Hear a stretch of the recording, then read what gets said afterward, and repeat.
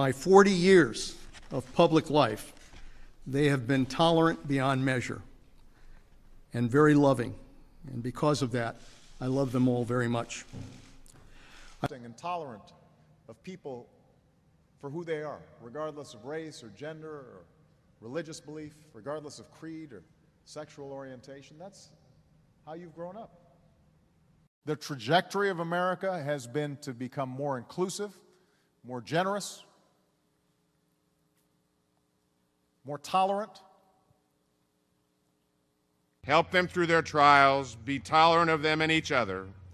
We believe in a big America, a tolerant America, a just America, an equal America that values the service of every patriot. And with this enormous promise, the Libyan people now have a great responsibility to build an inclusive and tolerant and democratic Libya that stands as the ultimate rebuke to Gaddafi's dictatorship. At a time when our public discourse can too often seem harsh, when society too often focuses on what divides us instead of what unites us, I hope that Americans of all faiths can take this opportunity to reach out to those who are less fortunate, to be tolerant of our neighbors, and to recognize ourselves in one another. While we have work to do in many ways, we have surely become more tolerant and more just and more accepting, more willing to see our diversity in America not as something to fear, but as something to welcome because it's a source of our national strength.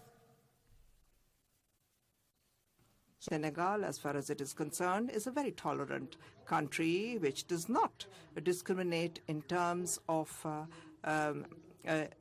inalienable rights of the human being. It is more tolerant than it has ever been. President, and more than 2 millennia later, the way he lived still compels us to do our best to build a more just and tolerant and decent world. One of the best antidotes to the hateful ideologies that try to recruit and radicalize people to violent extremism is our own example as diverse and tolerant societies that welcome the contributions of all people, including people of all faiths.